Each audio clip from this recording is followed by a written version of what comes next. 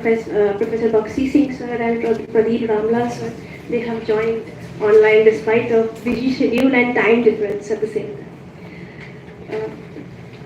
So it is now our privilege to introduce to the guest of honor for today's event, Ambassador Professor Anil Shukla, the High Commissioner of South Africa to India, Bangladesh and Nepal. Ambassador Professor Shukla, sir, is a distinguished diplomat, an academician with an extensive career in international relations. Prior to his diplomatic service, Ambassador Shukla, sir, pursued an academic career, serving as a senior lecturer at the University of Durban, Westphal, as a lecturer and also as a lecturer at the University of South Africa. In 1995, he transitioned to diplomacy, holding various significant positions within South Africa's Department of International Relations and Cooperation. His roles included South Africa's BRICS Sherpa, G20 Sherpa, IBSS Sherpa, and a focal point for the Indian Ocean Rim Association. He also served as the South African ambassador to the European Union, Belgium, and Luxembourg. He is also in 2019 was a recipient of the Pravasi Bharatiya Samman by the Government of India. In June 2024, Ambassador Shukla sir made history by becoming the first person of Indian origin to be appointed as South Africa's High Commissioner to India since the establishment of full diplomatic relations between the two countries. We are honored to have you, sir, today. The future is our students. Most of them are from Bihar and Uttar Pradesh. It traces their origin. You are telling the past to the future. Sir, over to you.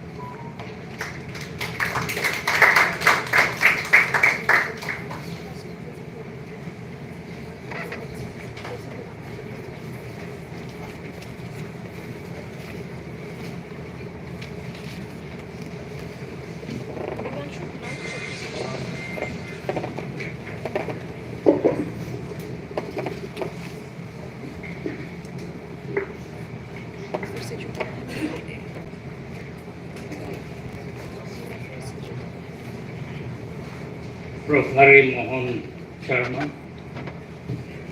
Prof. Ajay Dubey, my old friend, Dr. Pushkar Mishra, Professor Sweta Basa. My dear friends, my namaskar to one and all of you.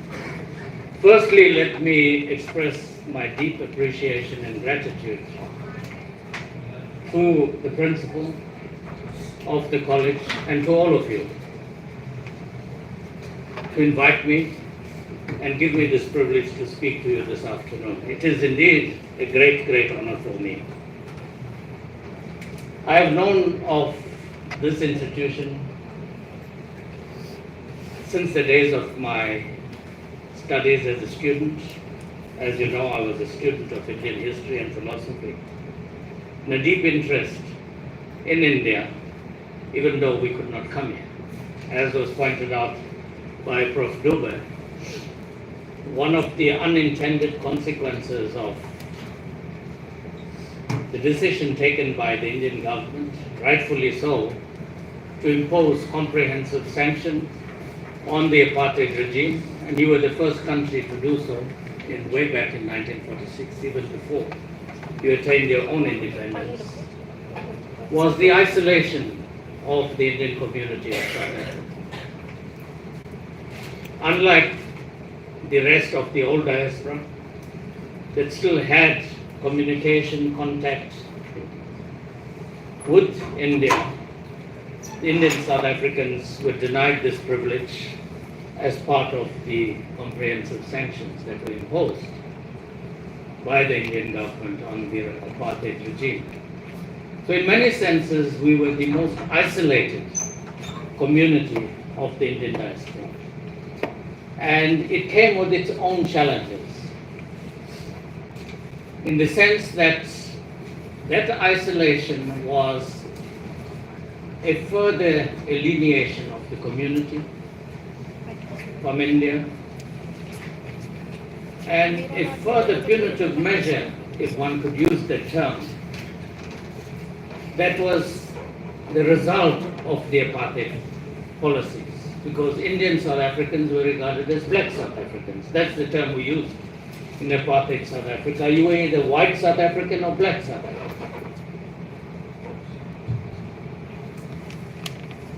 And the result was what the apartheid regime considered as a hostile action by the Indian government towards South Africa. And this, in many senses, played out in the way that the apartheid regime related to the Indian community in South Africa as well.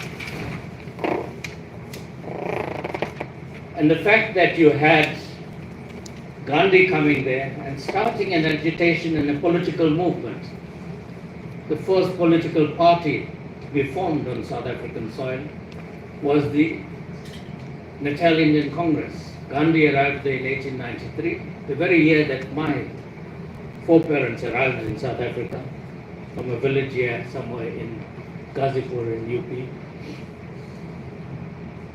And he immediately started agitating against some of the laws and policies of that regime. So that was also seen as a hostile act that played out in the attitude of the government towards the Indian community. And when Gandhi left in 1914, the Indian community was still there as a permanent entity of South Africa, and we had to face the wrath of that regime. But of course, the Indian community could see that their future was tied with the future of the majority community in South Africa. The fact that we were discriminated and isolated as well, it made sense that our identity was with the identity of the country as a whole, and that is with all of the South Africans struggling against an unjust regime. You rightfully spoke, Dr. Mirza, of the teachings of the Ramayana that speaks of a dharmic and an adharmic society. And we were living in an adharmic society of that period. And when the Indians left here, yes, they carried with them the Ramcharitmanas and the other religious texts that nourished their lives in the absence of contact with India, unlike other countries from this region that did not impose sanctions. The university where I went and studied, and we had to study at universities that were race classified. When I finished my schooling and wanted to go to university, I had to go to the university created for Indian South Africans, the university where I subsequently started teaching at as an academic, and where I completed my studies and where my wife also studied. It was not by choice. We had no choice in terms of determining. Majority community, all of us, we had to go to institutions created for the specific race groups. And because it was an Indian university, the curricula also catered only at that university for studies on India. Despite us being isolated from India, that was the irony. They still offered courses on Indian languages. We had a department of Indian languages, we had a department of Indian philosophy, and we had a department of Hindu studies. But we could not get academics. We also had a course in Sanskrit. We could not get academics from India to come and teach there. But we also had a department of Arabic, Urdu, and Persian, and a department of Islamic studies. And the academics in those departments were from Pakistan, professors from Pakistan, who could come and teach there, because they did not impose sanctions against South Africa. And they were treated differently. They were treated differently from the rest of us. So when you look at the history of indentured Indians, the history of the Girmityas, or the old migrant community of Indian indentured people in the diaspora, as much as it is my history, it is also your history.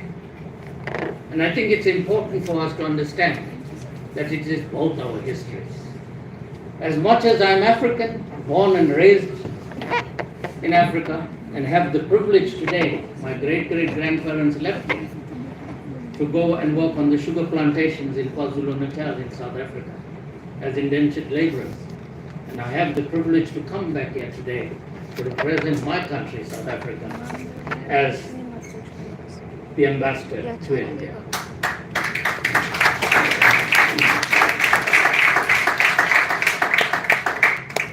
But my history is a painful history, as is the history of all those that were scattered throughout the world by the British Empire. Not by design, but by default. Because in 1834, slavery was abolished by the British government. Not by choice, but because of the global pressure brought to bear on them. But soon after slavery was abolished, they came up with a new form of labor called indentured labor.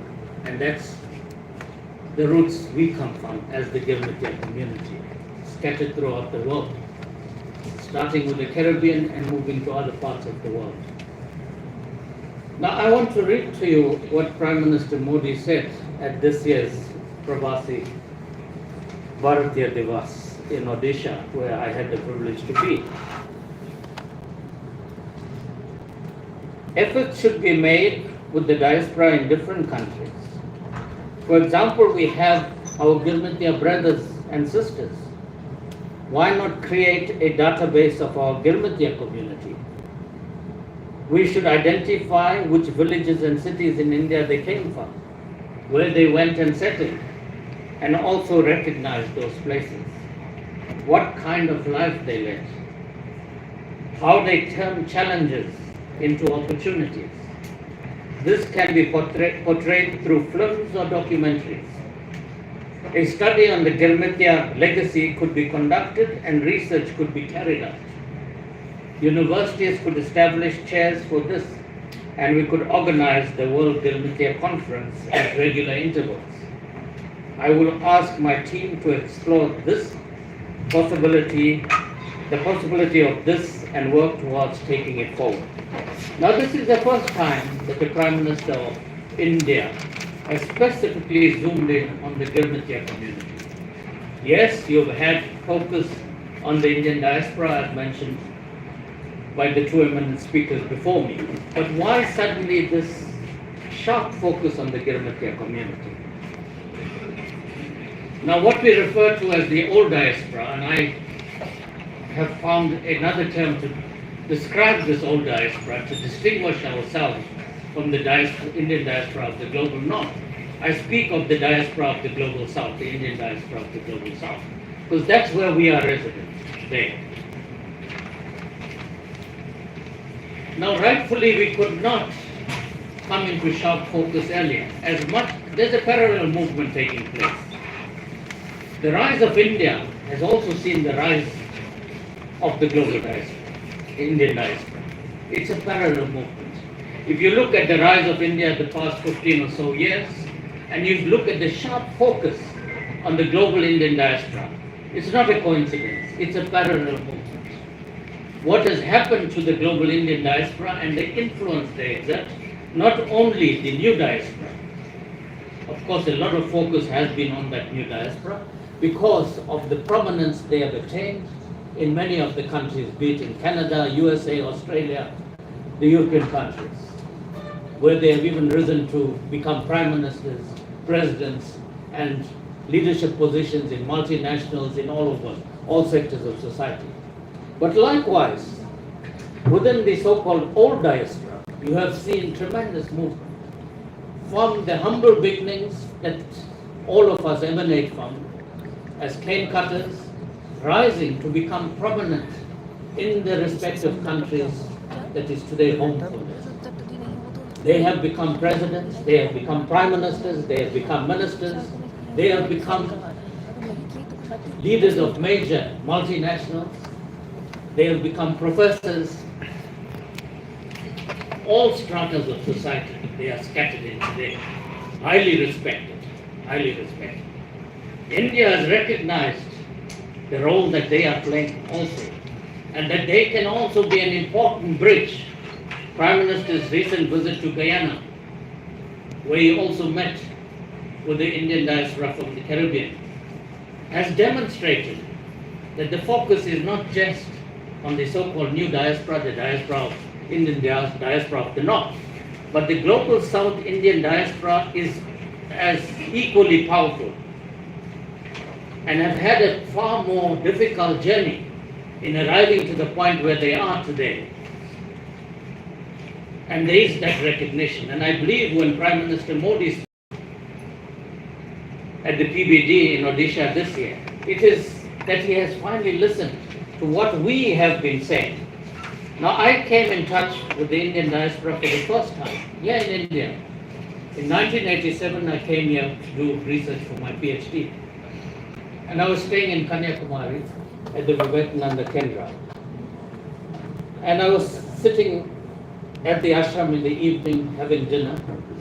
And the person next to me started speaking to me in Hindi. Now, my Hindi is very poor. One of the consequences of our isolation is we lost our language. Unlike the other diaspora communities where they still retain the language. In South Africa, it was not only the isolation, but it was the systematic attempt by the Afrikaner Broederbond government of the apartheid regime to de-Indianize the Indian community, to strip them of the culture, of the identity, of the language, and the religion. When the Indian community arrived in South Africa, 95% were Hindus. There was a systematic attempt to Christianize the community. Today, 45% of the Indian community is Hindu. Because of the systematic attempt, because Hinduism was seen as an alien foreign religion. You had to educate the Girmityas, and the way you educate them is to convert them to your religion. Because under apartheid, Dutch Reformed Christianity was the state religion. So there was a concerted attempt to destroy our identity in every form, our culture, our art, our religion, you name it. So these were some of the difficulties that we faced as a Girmitya community in South Africa. Many of our temples were destroyed. We had what you call the Group Areas Act, where communities had to stay in areas designated as per their race.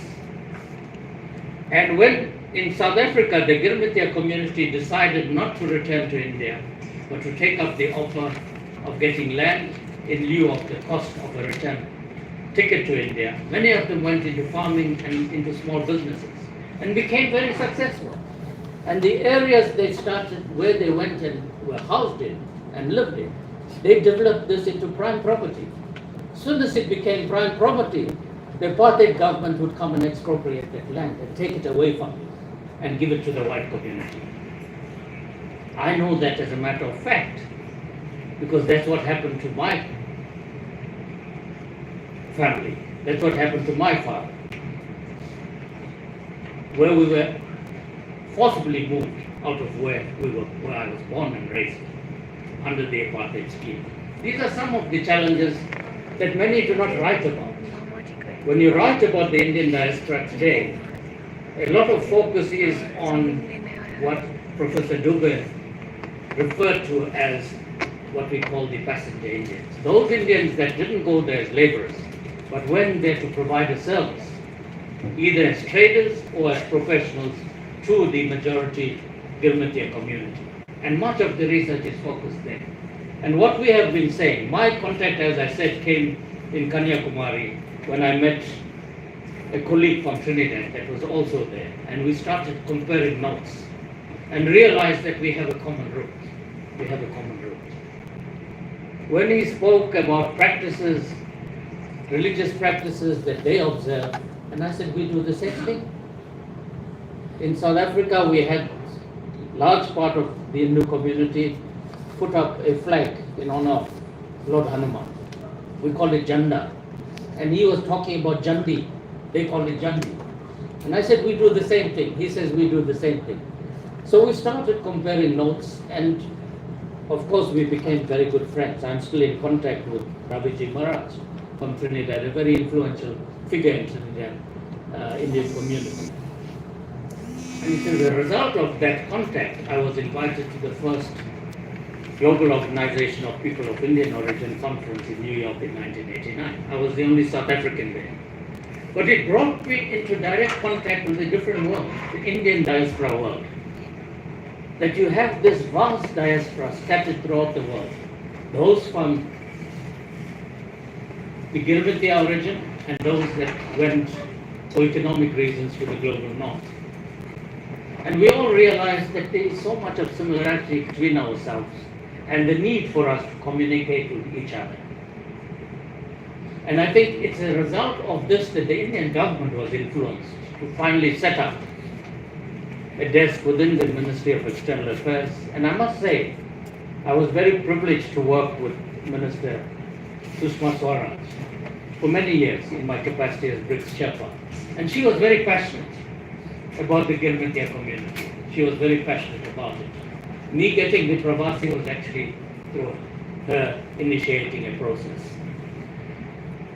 When we started comparing notes between ourselves, the Girmityas, be it from Trinidad, Guyana, I subsequently came back when I finished my PhD. Both my wife and I embarked on a joint postdoctorate research program looking at Hindu religious practices in Trinidad, South Africa and Mauritius. We were going to add Fiji to that, but you had a coup there and I could not visit Fiji. But I went and spent 3 months in Trinidad, and I went and lived in Guyana as well. Ravi there, who is a very influential figure in Guyana, is still a friend. We're in contact with each other. One of the things that COVID did was to force us to use the online platform. And we created an online platform of the Girmityas. From South Africa, Professor Bakshi Singh and Pradik Ramlal, who's online, were very instrumental in that. Ravi Dev from Guyana, Raviji Maharaj from Trinidad. We had colleagues from Mauritius, Ganesh from Fiji. We created a common platform. And one of the things that we found in commonality is that the Indian government, in its dealing with the diaspora, have a tendency to focus on the diaspora of the global north. And this is something we all had in common, that we need to get them to focus also that the Indian diaspora is not a homogeneous whole. It's quite diversified, and the challenges that we face as the Girmityas diaspora, we may have moved into positions of influence, but we still have tremendous challenges. Be it in Trinidad, I saw it when I was there, be it in Guyana, or Mauritius, or Fiji, or Suriname, or South Africa, we still have common challenges. And that is why we started speaking openly about this, and we even approached the Indian government ministers that came. We raised it with Minister Swaraj, it was raised with Dr. Jaishankar, and I think when Prime Minister Modi ji went to Guyana now, it was raised directly with him as well. And we were very encouraged that the statement he made, focusing specifically on the Girmityas now, hopefully we can get some of these issues taken on board and move forward with it in addressing the challenges. Because today the Indian diaspora is a powerful diaspora. And the Indian government recognizes that. But as much as India is becoming a major global power, and you're on the way to being a major global power, the diaspora is an important aspect of it. Way back around 2005, we in Africa recognized the Caribbean as the 6th region of the African Union. In Africa, we recognize that the African diaspora is an important entity of African identity and of African advocacy globally. And I think there is a recognition both on the side of the diaspora and the side of the Indian government that this is a complementary relationship that enriches both sides. And I think this is where we need to focus on. How do we harness this as a collective, working in collaboration with each other and not in isolation with each other. Doesn't matter if it's the new diaspora or the old diaspora. We are one diaspora. And how do we work with the Indian government in terms of harnessing this joint force for global good, as you mentioned.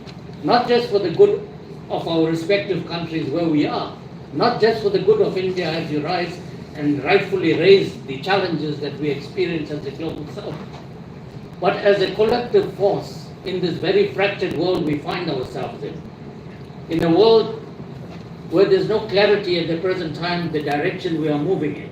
I very often when I'm speaking now, I say that the current world environment, the global geopolitical landscape is very much like winter weather in Delhi. When I arrive there, I get up in the morning, I can't see outside.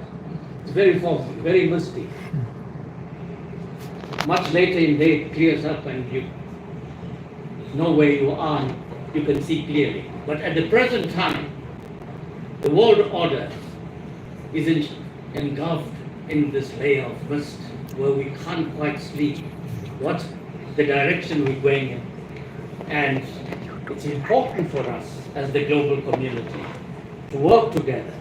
And one of the strengths of India's rise is your diaspora. It is a strength for you, as much as it is a strength for the Indian diaspora community as you become more powerful. And I think we need to explore this dynamic far more. And you, as students and future leaders, not just of India, but of a new evolving global order, these are some of the things you need to put the microscope to and dissect, based both on the history, the rich history that it has, but also the richness of its future. And I would encourage you as students of political science to look more seriously at this.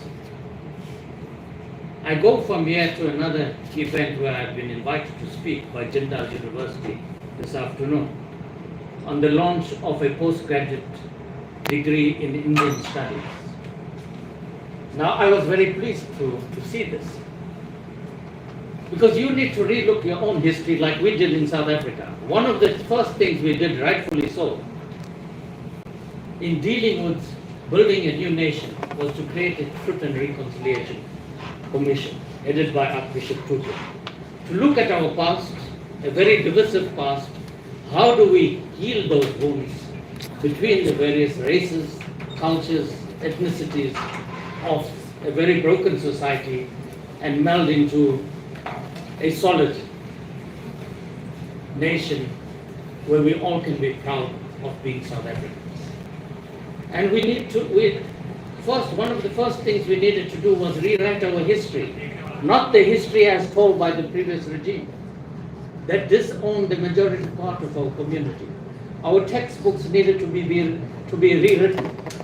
And when I see the debates you are still having after 75, 76 years on your own history, you need to rewrite your histories as much as we are rewriting our histories, as much as all the those that suffered from colonial rule have to rewrite our histories. Not the histories given to us by our colonial masters, not the histories given to us by our oppressors, by our occupiers, but our history as we understand it and which we were disinherited from.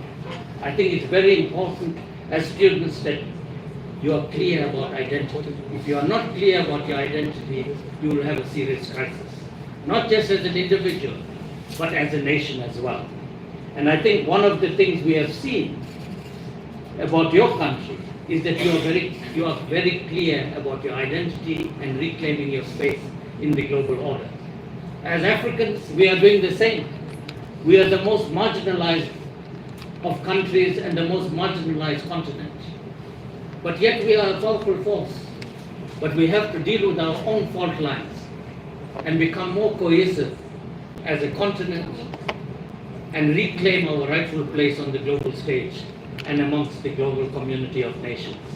And I think these are common challenges we have as countries of the global south. You rightfully, during your G20 presidency, initiated the voice of the global south. We will celebrate this month the 70th anniversary of the first Afro-Asian Summit that took place in 1955 in Bandung, in Indonesia. And it was people like Pandit Nehru, President Sukarno, President Nasser of Egypt, Kwame Nkrumah of Ghana, that brought the leaders of Asia and Africa together because we are natural partners to work in addressing our collective challenges coming out of colonial rule and exploitation and build a common future. And I'm saying that we have to relook the relationship between the Indian diaspora, especially the old diaspora, and the interaction with the rising India.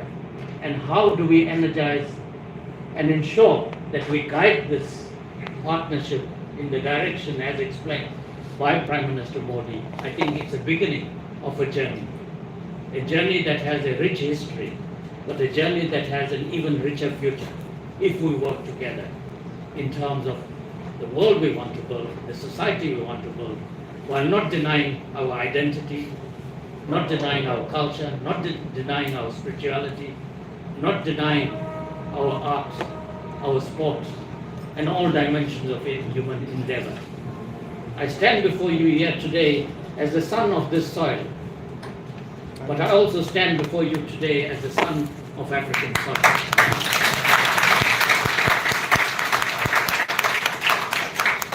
I do not have an identity crisis. In me, the blood of Africa flows as much as the blood of India flows. And no one can take that away from me. That's the richness I have that can blend two of the greatest of cultures that mankind has today. And I'm saying that as much as I have the privilege of being here, representing my country and representing African interests, I'm also proud of the rich history that my ancestry gives me.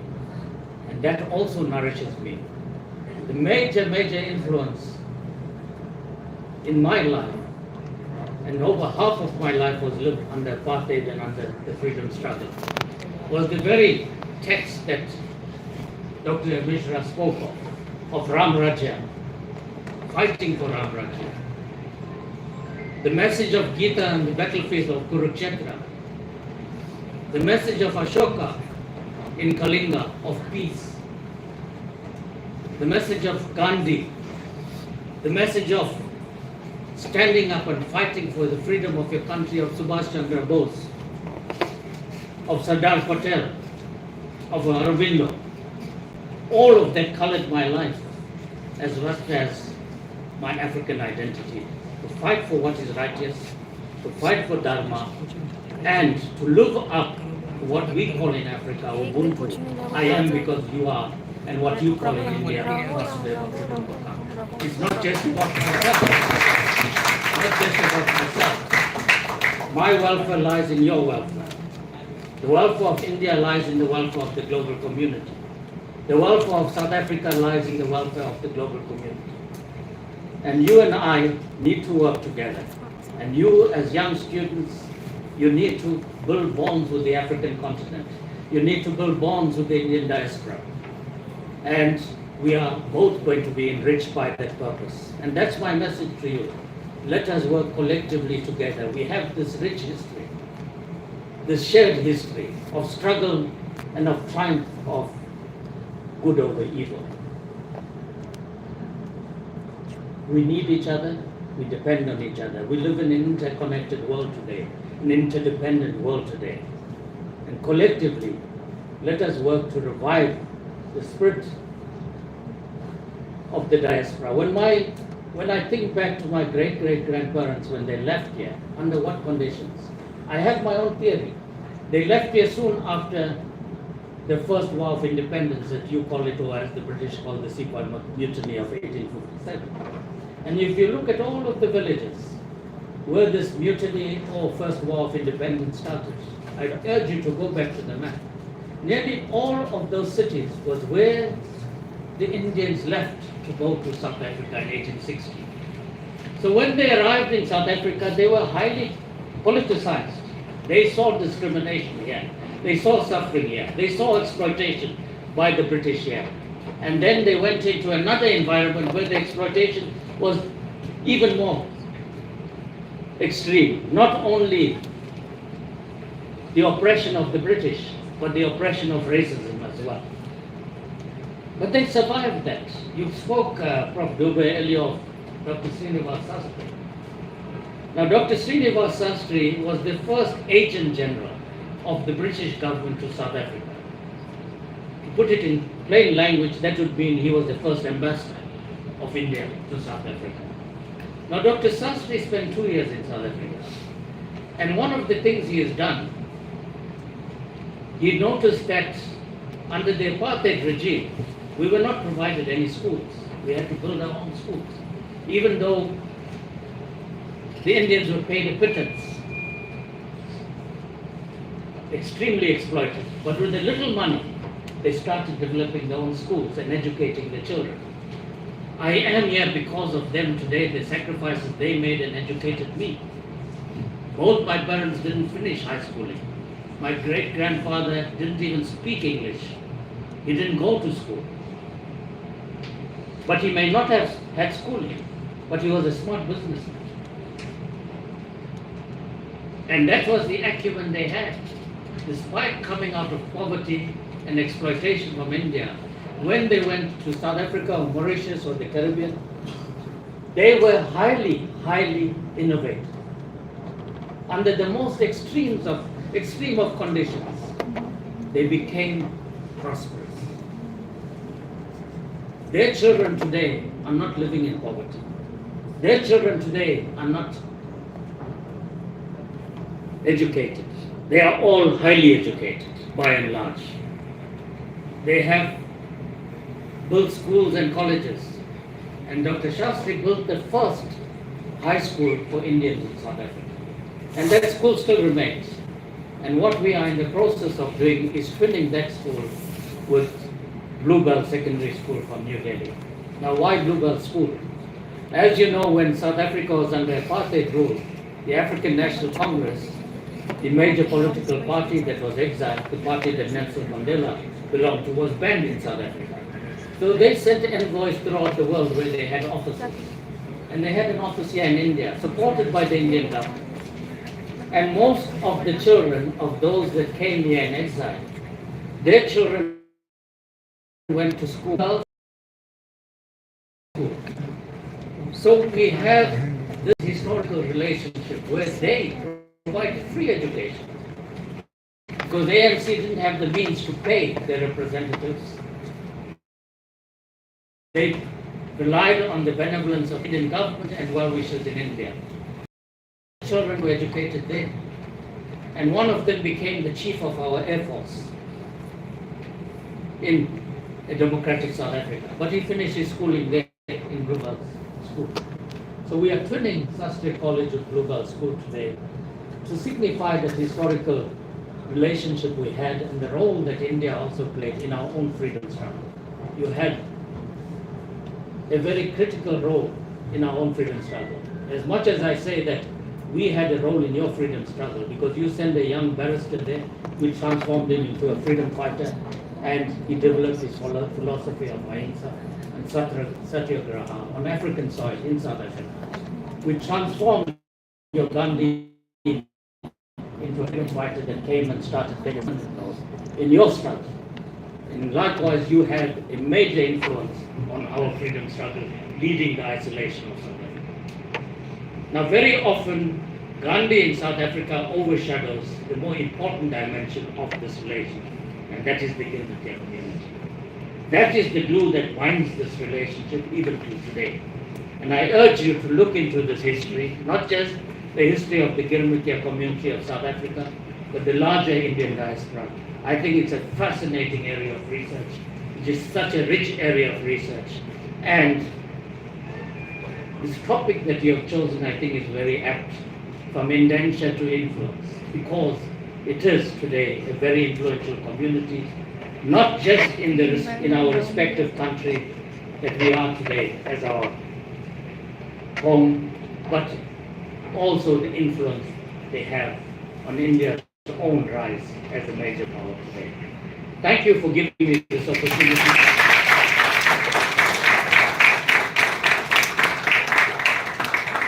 It's been a great privilege to be here today, and I look forward to coming back again, Professor.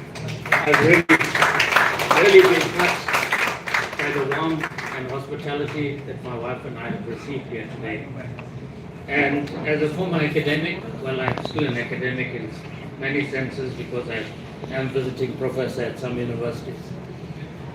I wish you well. I wish you well in your studies. And as President Mandela said, the greatest gift that you can give to anyone is the gift of education.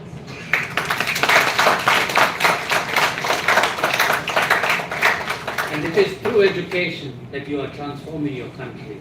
And it is, I keep saying, in the 5 months I've been here, I wish, and I have 2 of my colleagues here from the embassy. And Mashudu keeps coming and telling me, if we can get 10% of the youth energy that we find in India, South Africa will be flying. Thank you so much.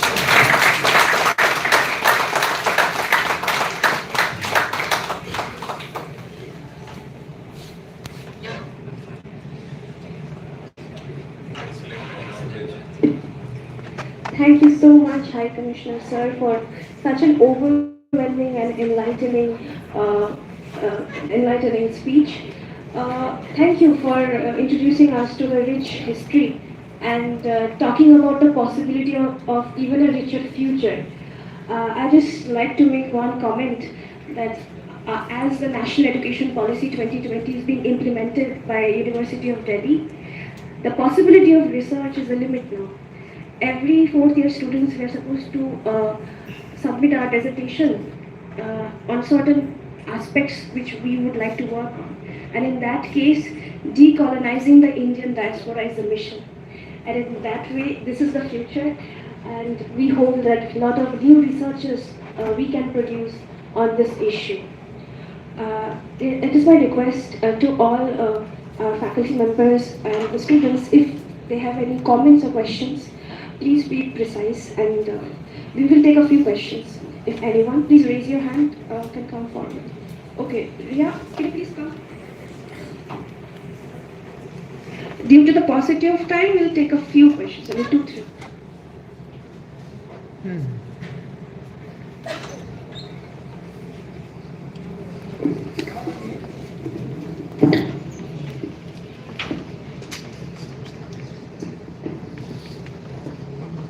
Good evening, everyone. My name is Ria from Both Sides Honors. Good afternoon, sir. My question to you is, as you have witnessed your parents suffering from all these crises or something like that, don't you think that there would be a generational gap, like the upcoming generation would not be able to understand that particular thing in a way that they need to be? What should be done to overcome that particular issue? Can we treat yes. Can you please come forward? Yes. Yes.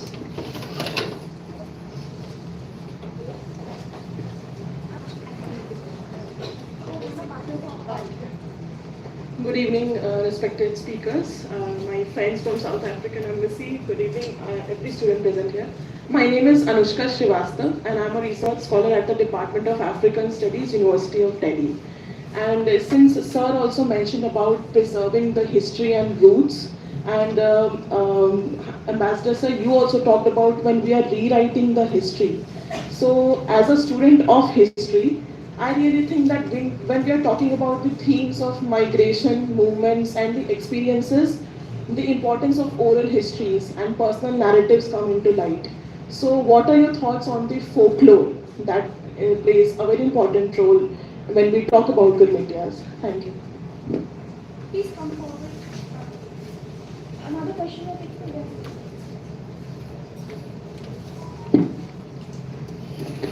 Thank you so much. My name is HarshKeSaathRaj, and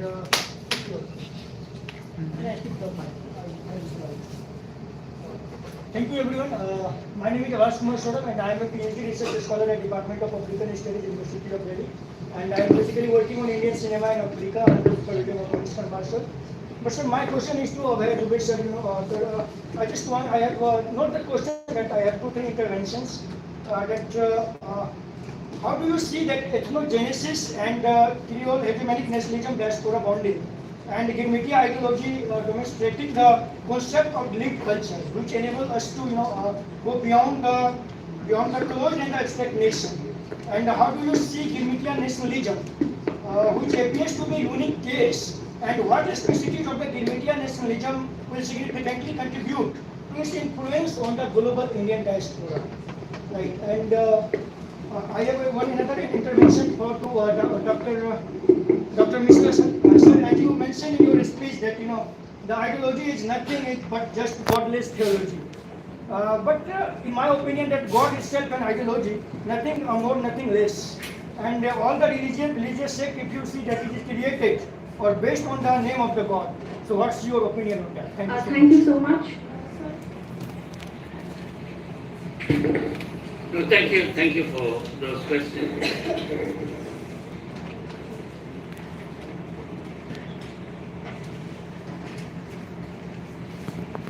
So let me start with the question on folklore and the role it played within Girmityas history and the role it still plays.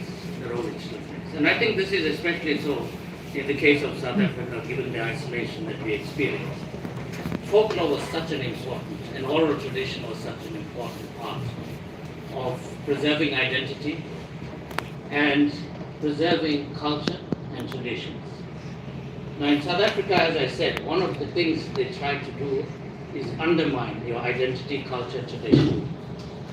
And where did we find identity and solace under all of these onslaughts that we faced, leave alone the laws and regulations of the countries, the discriminatory laws and so forth, conditions of living, discrimination in terms of labor and so forth.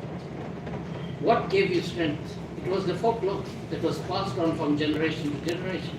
Because we didn't have the privilege of getting scriptures, of getting writings, of having visitors, scholars, priests. We didn't even have priests. So some of the practices we may have in the way we do pujas may differ from you because we have to adapt. To give you a simple example. So I think it's important to understand that that was a major part of our own history that sustained, nourished us and gave us identity and gave us a sense of community. Because the community actually gelled together and became a powerful force. Not only in terms of preserving culture, tradition, identity, but became a powerful political force. And in South Africa, we are a very small percentage of the total population of South Africa. We make up 2.5% of South Africa's population, the Indian community, even though we are 1.7 million. And about half the African diaspora, Indian diaspora of about 3.5 million. If you look at the number of Indian South Africans that were incarcerated, put in prison, served in Robben Island side by side with Nelson Mandela, that were under banning orders, that were killed, in terms of the percentage of the population, it's far more disproportionate. And why? Why? Very much the point raised by Dr. Mishra and others. Because of the background and the culture and the tradition we came from, we could see what was happening in South Africa was an undemocratic regime. As I said, my own struggle against the apartheid regime was informed by the writings first and foremost. The greatest impact, the first time I read the Bhagavad Gita, I said South Africa is Kurukshetra. This is the battlefield here. And the Kauravas were the apartheid regime. We were the Pandavas that had defeated. That's how I saw it. That's how I saw it. So I'm saying that folk history, oral traditions, played an important role and will continue to play an important role. Don't undermine the value of folklore and oral history. Very often I see in India, you speak in terms of reference to your own culture, traditions, and so forth as mythology. You use this word idol. It's a Western term. Why do you make it part of your vocabulary? It was a Western term created by the British to demean your culture, to demean your identity, to demean your own history. And Vedic history is more oral history. They speak of religions of the book and religions not of the book. Western culture, that's how they divide us. But why do we adopt these terms? So we need a mindset reset. We need to decolonize our minds. And this is the challenge I put to you as young students of political science. The way we relate to each other as countries of the global south. We still have challenges. I experience it here.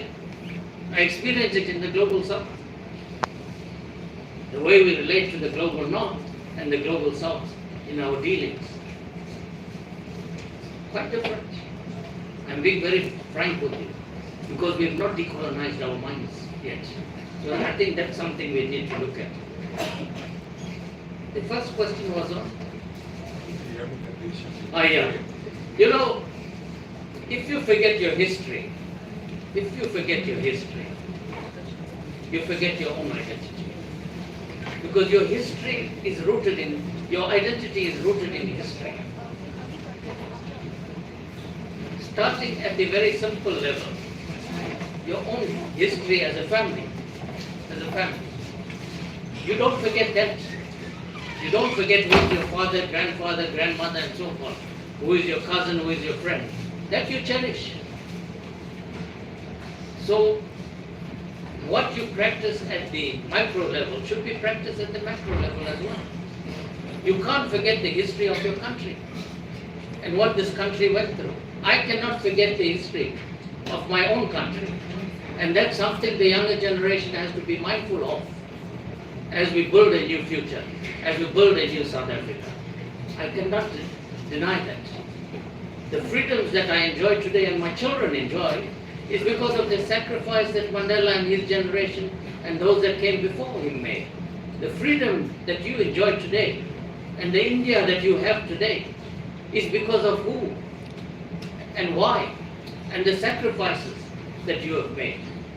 You have had, of course, you have a long history, millennia.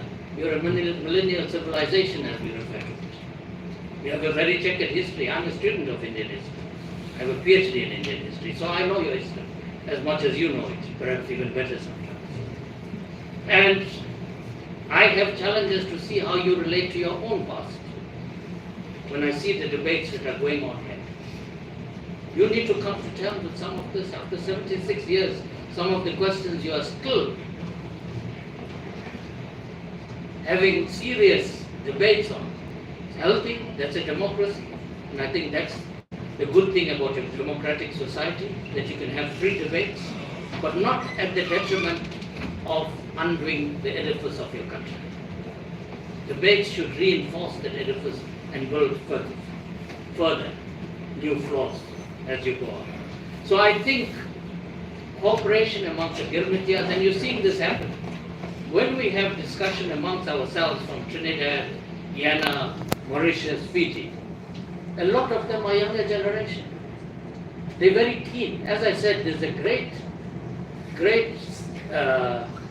rise in interest amongst the younger generation. Not just in South Africa, to find the roots. Why would they want to find the roots? One of the first things I've come here and started doing is trying to find where my village is. Where did my great-great-grandparents leave from? I think it's the human spirit to want to know where you have started from. And I don't think anyone can deny this. And this you are seeing amongst the youth throughout the Girmitya diaspora. A great urgency to try and identify